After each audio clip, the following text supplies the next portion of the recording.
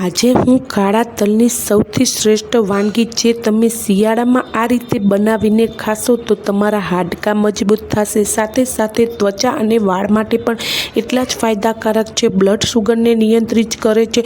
તો ચાલો જોઈએ કાળા તલના લડ્ડુ વિશે વાત કરીએ. તો પહેલાં તો મેં ડ્રાયફ્રૂટ સુધારી લીધા છે. 1 વાટકો તલના મેજરમેન્ટ સાથે આપણે અડધો વાટકો ગોળ અને અડધો ખજૂર એ રીતે લેશું અને ત્યાર પછી ટોપરાનો ઝીણો ભૂકો લઈ લેશું. તો આ હવે આપણે પીસવાનું છે. મિક્સર જારમાં જ્યારે પીસીએ ત્યારે આપણે તલને છે થોડા પીસી લેવાના છે. આ તલ પીસાઈ જાય ત્યાર પછી આપણે બીજી વસ્તુઓ એડ કરવાની છે, જેથી કરીને સરખું મિશ્રણ બધું એક સરખું થઈ જશે. તો આ રીતે આપણે તલને પીસીને ત્યાર પછી એમાં ખજૂર એડ કરીશું અને બીજું ગોળ એડ કરીશું. ખજૂર અને ગોળ ચીકણો હોવાથી આપણે જ્યારે મિક્સર જારમાં એડ કરીએ ત્યારે આખું ખાનું ભરી દેવાનું નથી, જેથી કરીને પીસવામાં સરળતા પણ નહીં રહે. એટલે માટે થોડું આ રીતે મિશ્રણ લઈને આપણે પીસવાનું છે, જેથી આરામથી એ પીસાઈ પણ જાય. એટલે પીસતી વખતે ધ્યાન રાખવાનું છે આ વાતનું. તો આપણે આ મિશ્રણ રેડી થઈ ગયું છે. આ રીતે આપણે બધું જ મિશ્રણ છે તૈયાર કરી દેવાનું છે.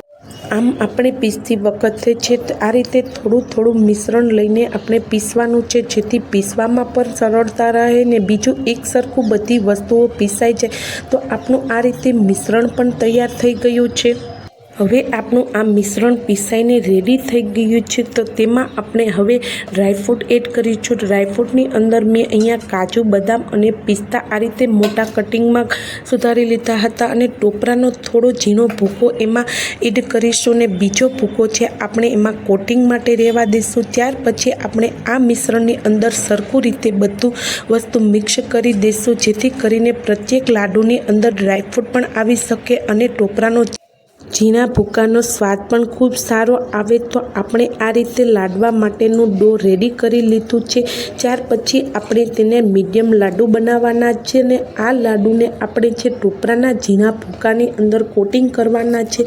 તો પહેલાં તમે જોઈ શકો છો હથેળીમાં આપણે હળવા હાથની મદદથી તો કે આ રીતે લાડુ બનાવે છે. આ લાડુ બનાવવામાં પણ સરળ છે અને ખાવામાં તો છે જ બેસ્ટ.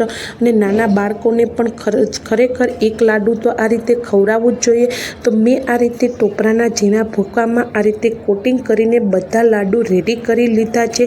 અને ખરેખર આ શિયાળાની સૌથી શ્રેષ્ઠ વાનગી તમારા માટે લાવી છું. તો તમને આ રેસીપી જો ગમી હોય તો લાઈક કરવાનું ભૂલતા નહીં.